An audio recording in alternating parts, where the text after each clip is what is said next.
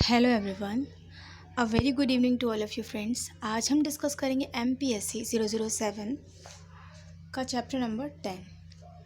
इससे पहले फ्रेंड्स मैंने जितनी भी वीडियोस अपलोड किए हैं आप लोग चाहें तो देख सकते हैं। MPSC 7 का chapter number 1 to 5, chapter number 7, chapter number 8, chapter number 11 और 16 की वीडियोज़ अपलोड कर दी हैं मैंने, जहाँ से एग्ज़ाम में क्वेश्चंस आए हैं वो चैप्टर्स मैंने अपलोड कर दिए हैं। ठीक है फ्रेंड्स, अब हम बात करेंगे लेसन नंबर 10 की। इससे क्वेश्चन आया था फ्रेंड्स कि महिलाओं की स्थिति के बारे में वर्णन करना है आपको।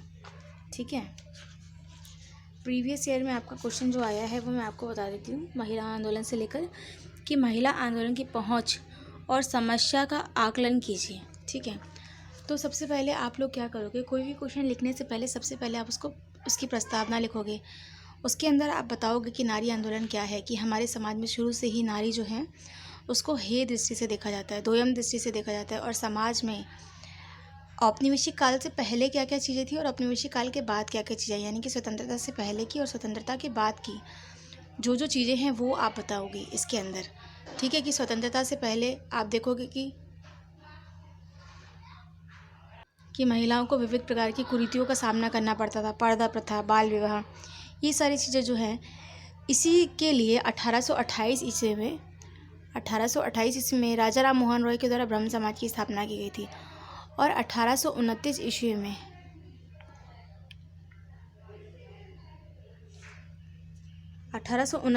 ईस्वी में सती प्रथा निरोधक अधिनियम जो है, यानी कि सती प्रथा पर रोक लगाई थी राजा राम मोहन रॉय ने। इसके बाद अगर हम बात करें स्वामी विवेकानंद जी की, स्वामी विवेकानंद जी ने क्या कहा था, औपनिवेशिक समय में जब औरतें जो थी उनकी स्थिति जो थी वो बहुत ज़्यादा ख़राब थी, उस वक्त स्वामी विवेकानंद जी जो थे उन्होंने कहा था कि हमें स्त्री शिक्षा पर बल देना है। क्योंकि अब पहले क्या था, लड़कियों को शिक्षा प्रदान नहीं की जाती थी। ऐसा कहा जाता था कि उनको सिर्फ घर के काम करने, चार दीवारी में रहना है, क्योंकि पर्दा प्रथा थी ना। तो अब लड़कियां बाहर तो जा नहीं सकती हैं, है ना। और अगर कोई बहुत ज़्यादा पढ़ने में इंटरेस्टेड था भी ना, तो उसके घर में ही विद्वान आते थे जो उसको संस्कृत की शिक्षा देते थे। ठीक है, ये आप पढ़ेंगे, ये सारी चीज़ें आपको इंक्लूड करनी है। फिर गांधी जी जो थे उन्होंने क्या किया था, 1920 ईस्वी में गांधी जी जो थे ना, उन्होंने क्या किया, महिलाओं को प्रेरित किया कि वो राष्ट्रीय आंदोलन में भाग ले। गांधी जी ने क्या किया, गांधी जी कभी भी पुरुष और महिला में, स्त्री में भेदभाव नहीं करते थे। ठीक है, तो उन्होंने भी क्या किया था, 1910 में उन्होंने क्या किया था, स्त्री मंत्रिमंडल का निर्माण किया गया था 1910 में। ये सारी चीज़ें आप इंक्लूड कर सकते हो फ्रेंड्स। तो आप ये सारे पॉइंट जो है वो नोट डाउन कर सकते हो कि 1910 में क्या हुआ था, मंत्रिमंडल की स्थापना की गई थी, महिला मंत्रिमंडल की, ताकि जो महिलाएं हैं उनकी स्थिति को मजबूत किया जा सके। 1917 ईस्वी में महिला का भारतीय संघ बनाया गया। ठीक है, ये सारी डेट्स आपको याद रखनी है।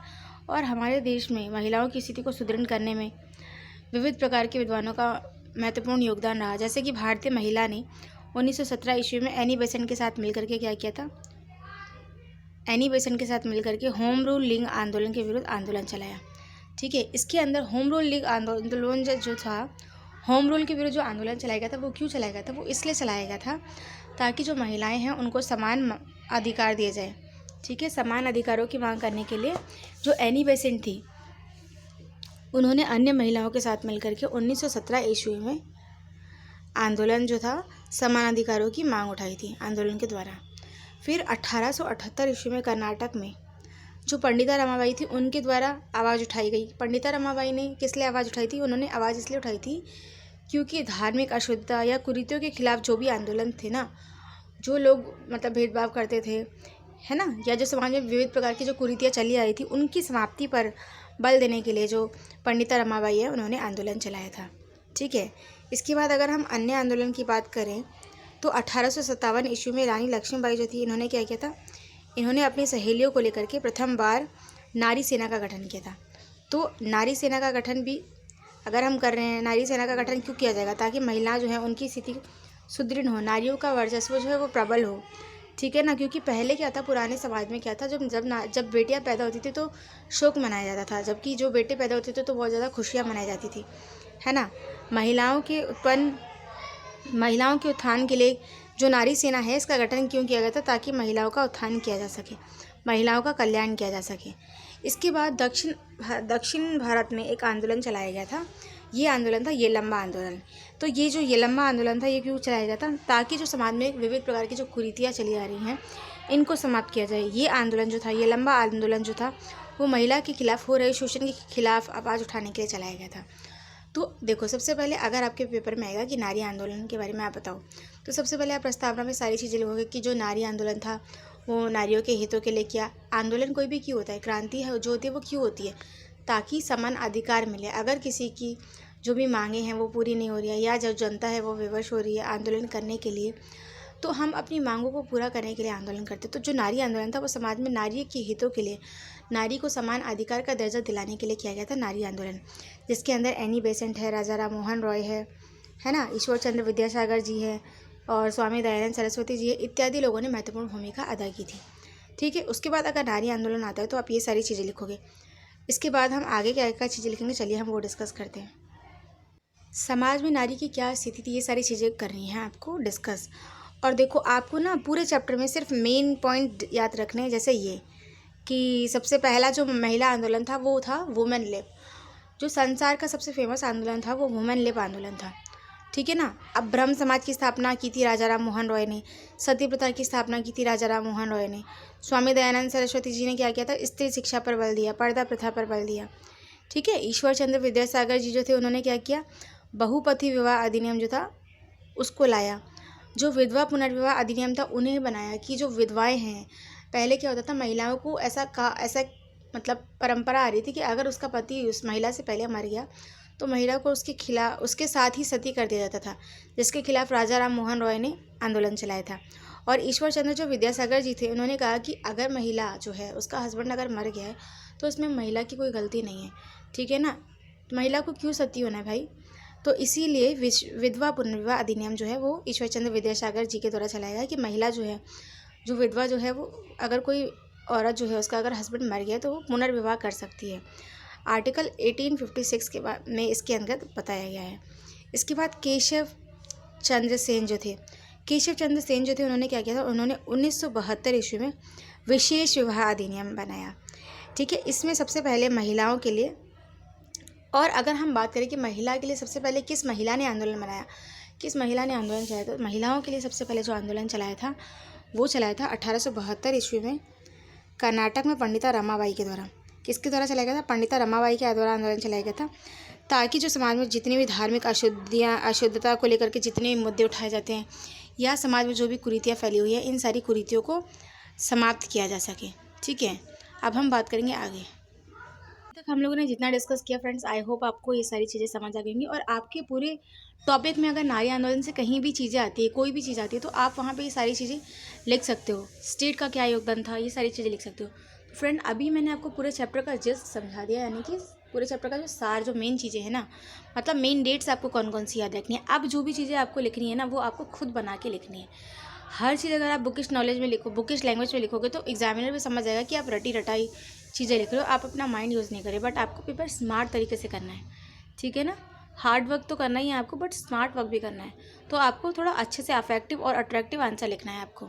ठीक है, आप प्रस्तावना में आप ये लिखोगे कि नारी आंदोलन जो है ये समान अधिकार, आर्थिक स्वतंत्रता, धार्मिक स्वतंत्रता, तलाक के अधिकार, मत देने के अधिकार, पर्दा प्रथा, इन सारी चीज़ों के विरुद्ध जो आंदोलन चलाया गया था वो नारी आंदोलन चलाया गया था। ठीक है, संसार का सबसे पहला आंदोलन अगर कोई भी था ना तो वो था विमेन आंदोलन। मतलब सबसे फेमस आंदोलन अगर कोई भी था तो वो कौन सा था, वो था आपका विमेन लिब आंदोलन।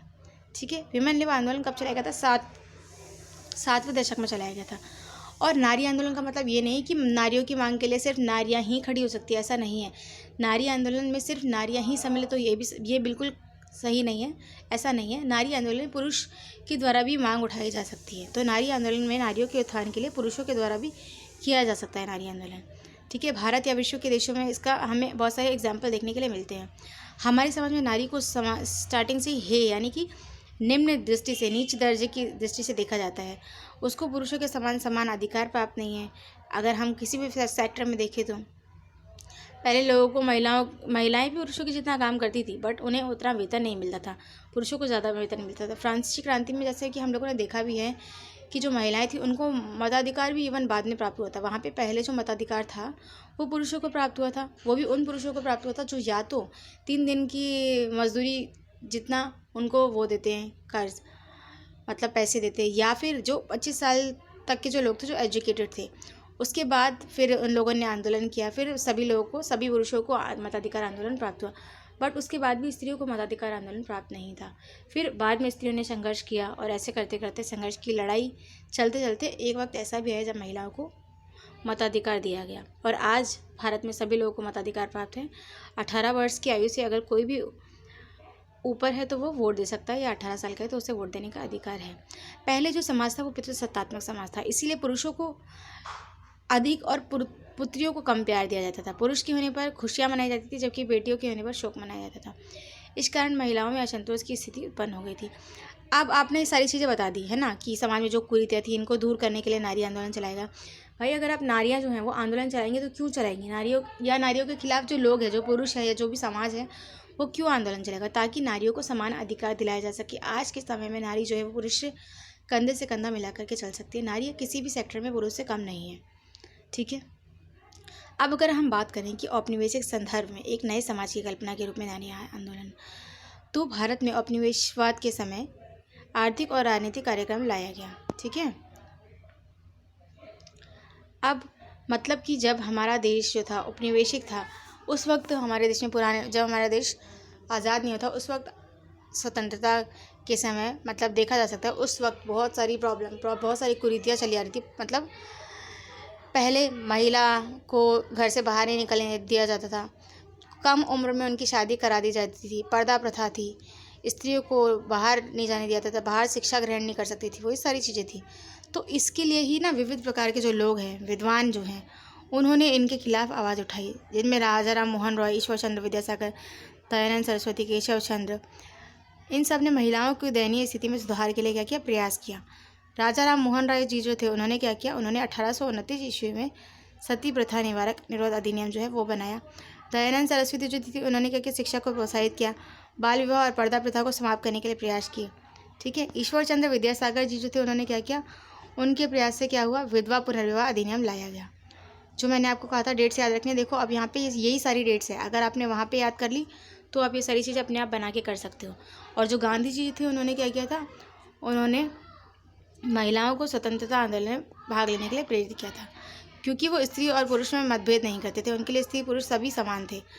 अब प्राथमिकता संबंधी मुद्दा, मतलब मुद्दा ये था कि क्या महिलाओं को राजनीतिक और आर्थिक अधिकार प्राप्त थे, क्या उन्हें पुरुषों से समान अधिकार प्राप्त थे? ये सारे सवाल हमारे दिमाग में उठते हैं। अगर हम नारी आंदोलन का अध्ययन करते तो हमारे दिमाग में ये सारे सवाल जो है, ये सारे प्रश्न जो है वो आने चाहिए, ठीक है। अब 1920 के बाद गांधी जी जो थे उन्होंने महिलाओं की स्थिति को सुधार करने के लिए उन्होंने क्या किया? उन्होंने अखिल भारतीय महिला संघ की स्थापना की। ये डेट आपको याद रखनी है, कब की थी? 1927 ईस्वी में। गांधी जी की सबसे महत्वपूर्ण आंदोलन अगर जो था ना महिलाओं के लिए, तो वो यही था। आंदोलन नहीं, मतलब महिलाओं के हितों के लिए एक अखिल महिला संघ की स्थापना की गई, ताकि महिला जो है इसमें बढ़ चढ़ कर भाग लें। और अगर महिला बढ़ चढ़ कर भाग लेंगी तभी तो वो अपने अधिकारों के लिए एकजुट होकर के बात करेंगी और राइट्स की बात करेंगी। वो अपने अकेला इंसान कुछ नहीं कर सकता, बट अगर एक ग्रुप में, एक यूनिटी में है तो लोग अगर खड़े हो जाए तो सरकार को भी झुकना पड़ता है ना।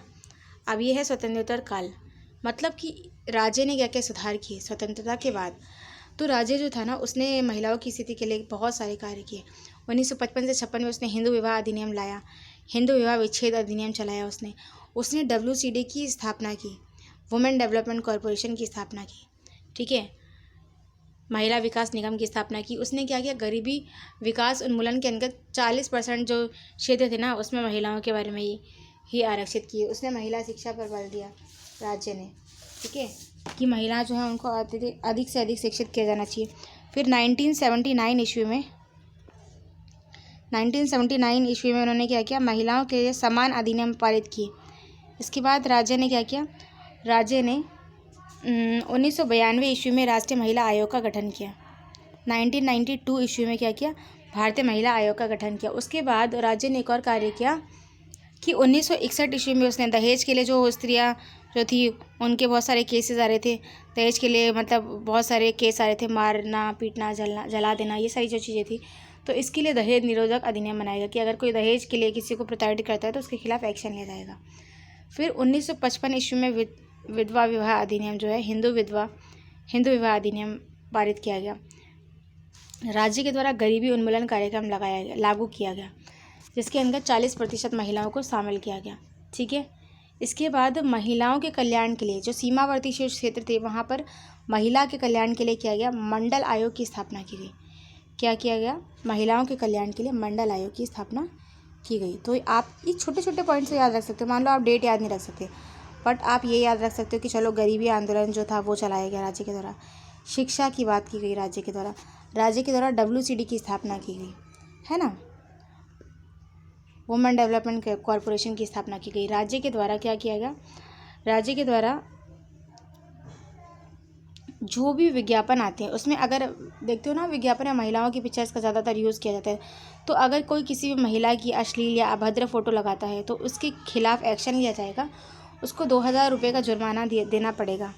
ठीक है। अगर कोई भी जो है वो अभद्र तरीके की फ़ोटो लगाता है किसी व्यक्ति की तो उसे 2000 रुपये जुर्माना और 2 साल तक कारावास या दंड की 2 साल तक वो कारावास या जेल में जाएगा। ठीक है। और साथ ही साथ उसको 2000 रुपये का जुर्माना देना पड़ेगा। तो ये राज्य जो था उसने स्ट्रिक्ट रूल्स निकाले ताकि जो महिला है उसको सम्मान दिया जाए। और ये सारी जो चीज़ें हैं अभद्र तरीके के विज्ञापन, इन सारी चीज़ों में महिलाओं की चित्र जो है उनका प्रयोग ना किया जाए। ठीक है। 1975 में सारे विश्व में अंतर्राष्ट्रीय महिला दिवस घोषित किया गया। अंतर्राष्ट्रीय महिला दिवस जो है वो मनाने के लिए घोषित किया गया। कब किया गया? 1975 ईस्वी में। कब किया गया फ्रेंड्स? 1975 ईस्वी में। और 8 मार्च को हर वर्ल्ड वुमेन डे मनाया जाता है। 8 मार्च को 8 मार्च 1998 को वर्ल्ड इंटरनेशनल वुमेन डे मनाया जाता है। 8 मार्च 1988 को 8 मार्च 1988 को अंतर्राष्ट्रीय महिला दिवस मनाया जाता है। ये सारी चीज़ें आपको याद रखनी है। ठीक है। अब जितनी चीज़ें आपने समझी है ना अभी, आप यहाँ पे यही सब चीज़ें देखोगे कि महिलाओं को विश्व में जैसे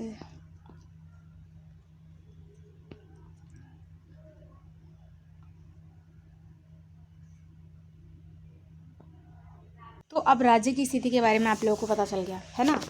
अब अगर मान लो आता है कि वामपंथी और नारी आंदोलन, मतलब जो नारी आंदोलन था ना उसके बारे में अगर हम बात करें तो साम्यवादी दल जो थे ना उन्होंने सबसे पहले नारी के अधिकारों को लेकर के बात की। नारी के अधिकारों के आंदोलन को लेकर के राजनीति में मुद्दा बनाया उन्होंने। मुद्दा जो सबसे पहले नारी के खिलाफ जो अत्याचार हो रहे थे, जो नारी पर शोषण हो रहा था, उसको साम्यवादी जो दल था ना वो ही एक ऐसा दल था जिसने क्या किया, महिला की समस्या को राजनीतिक विषय के रूप में लोगों के सामने उजागर किया और उसने महिलाओं के अत्याचार और शोषण के विरुद्ध आवाज़ उठाई और उनको आवाज़ उठाने के लिए प्रेरित किया। ठीक है। अब हम बात करें अगर समानता और भेद की कि भारत में महिलाओं से संबंधित जो भी आंदोलन थे वो महिला की स्थिति को सुधारना चाहते थे। ठीक है। इसका आधार समाज में हिंसा से बचाने के लिए, मतलब अब जाहिर सी बात है अगर आंदोलन हो रहे तो मतलब महिला के खिलाफ, मतलब महिला के साथ जो हिंसा हो रही है उससे बचाने के लिए और उनको समान अधिकार देने के लिए नारी आंदोलन चलाया गया।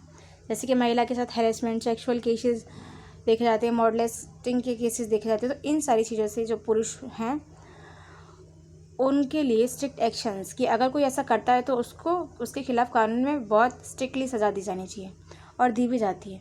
तो महिलाओं के सुरक्षित जीवन हेतु नारी आंदोलन को मजबूत करा गया। अब अगर आपके एग्जाम में ये क्वेश्चन भी आ सकता है कि नए सामाजिक आंदोलन से आप क्या समझते हो, तो जो नए सामाजिक आंदोलन थे वो 1980 के दशक में नए सामाजिक आंदोलन ने जोर पकड़ा। जो नए सामाजिक आंदोलन थे ना वो विश्व स्तर पर अधिक प्रभावी थे। यानी कि ये छोटे छोटे मुद्दे जो पहले नारियाँ जो चलाती थी ना, आंदोलन जो चलाती थी, वो कहीं ना कहीं लोग दबा देते थे या सरकार दबा देती थी। लेकिन जो विश्व स्तर पर आंदोलन जो हुए उसने एक अलग ही रुख अपनाया और उसने महिलाओं के अधिकृत अधिकार के लिए बात जो की, उसमें वैश्विक अर्थव्यवस्था में महिला को स्थान दिलाने की बात की। महिला का आंदोलन जो है वो परिस्थिति या पर्यावरण आदि मुद्दों के साथ जोड़ करके देखा जाने लगा था। ठीक है।